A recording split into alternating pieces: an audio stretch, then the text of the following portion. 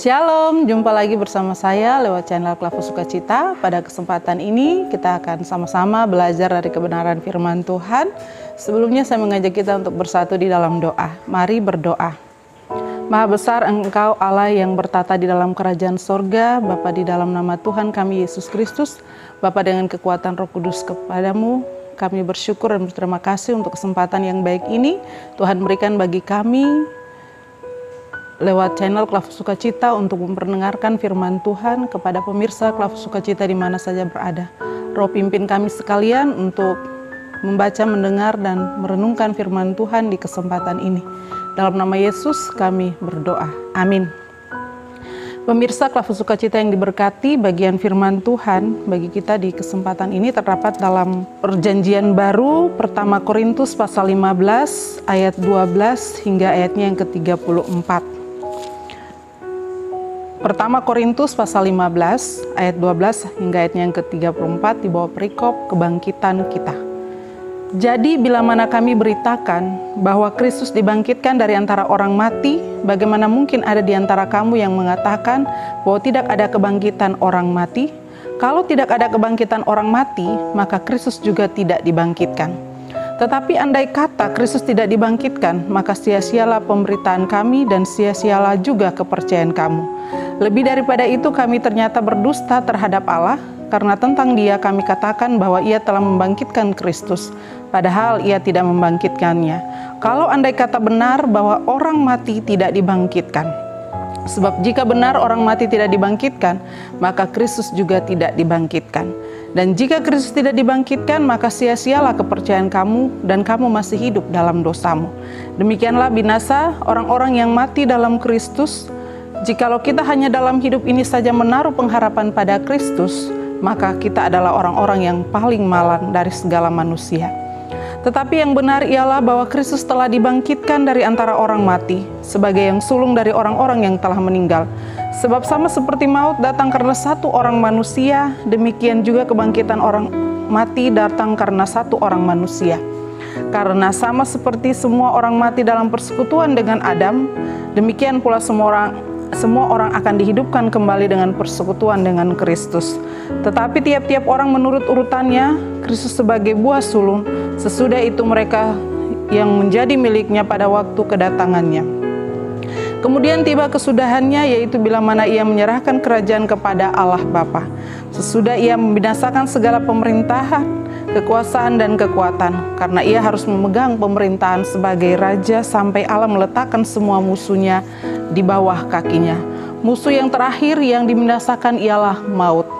Sebab segala sesuatu telah ditaklukkannya di bawah kakinya.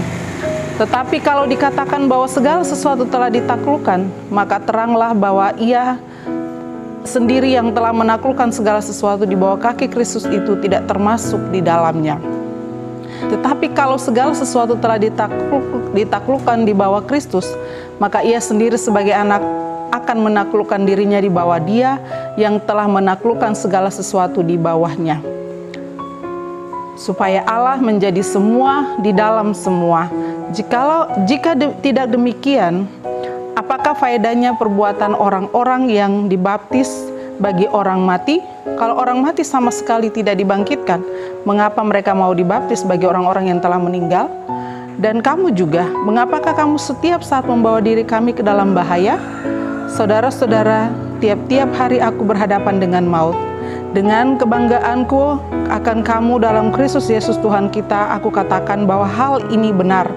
Kalau hanya berdasarkan pertimbangan-pertimbangan manusia saja, aku telah berjuang melawan binatang buas di Efesus. Apakah gunanya hal itu bagiku? Jika orang mati tidak dibangkitkan, maka marilah kita makan dan minum, sebab besok kita mati. Janganlah kamu sesat. Pergaulan yang buruk merusakkan kebiasaan yang baik. Sadarlah kembali sebaik-baiknya dan jangan berbuat dosa lagi. Ada di antara kamu yang tidak mengenal Allah. Hal ini kukatakan supaya kamu merasa malu. Demikian firman Tuhan. Terpuji Kristus selama-lamanya. Pemirsa Klavu Sukacita yang diberkati, dari bagian firman Tuhan Pertama Korintus pasal yang ke-15 ayat 12 sampai 34, kita dipandu dalam sebuah tema yaitu makna kebangkitan Yesus. Makna kebangkitan Yesus. Pemirsa, merayakan Paskah adalah sukacita terbesar bagi orang-orang percaya, karena hari Paskah adalah hari kemenangan bagi orang percaya, hari kemenangan Yesus Kristus atas maut. Maut tidak berkuasa atas Yesus Kristus, tetapi Yesus Kristuslah yang berkuasa atas segala-galanya, termasuk maut. Dari kebangkitan Yesus Kristus dari antara orang mati, membuktikan bahwa setiap perkataannya saat sebelum Yesus Kristus mengalami kematian dalam kemanusiaannya, lalu kebangkitannya adalah bukti tentang keilahiannya.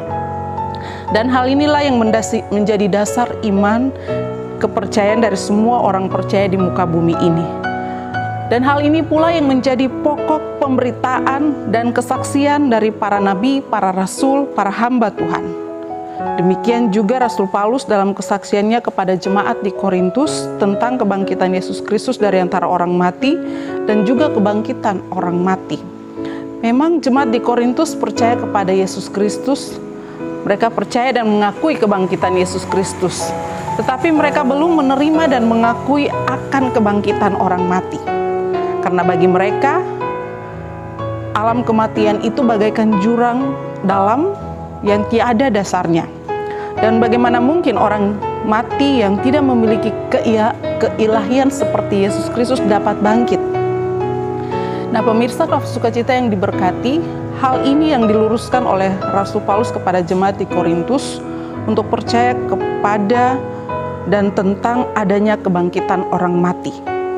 Kalau percaya kepada Yesus Kristus yang telah bangkit dari antara orang mati, maka mereka juga harus percaya tentang kebangkitan orang mati.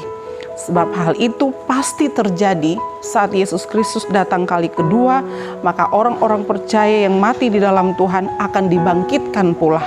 Itu bisa kita lihat dalam kitab Wahyu pasal 20 ayat 4 sampai ayat yang kelima. Pemirsa kekasih Kristus, tema kita mengatakan bahwa makna kebangkitan Yesus. Dengan belajar dari kesaksian Rasul Paulus dalam surat kirimannya kepada jemaat di Korintus pada pasal 15 ini, dan berhubung dengan perayaan Paskah yang telah kita rayakan di bulan ini pada hari Minggu kemarin, maka hendaknya kita tetap pelihara iman kepercayaan kita kepada Tuhan di tengah-tengah situasi dunia yang sementara kita tempati ini. Kita jangan mudah diombang-ambingkan oleh pengaruh dunia, karena hal itu akan melemahkan iman kepercayaan kita kepada Yesus Kristus.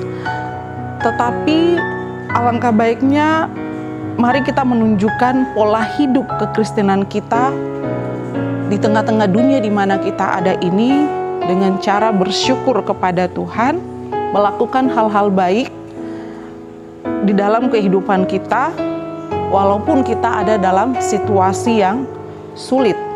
Dalam setiap hal yang kita alami, kita menunjukkan pola kekristenan kita, yaitu melakukan hal-hal baik, tetapi bersyukur kepada Tuhan.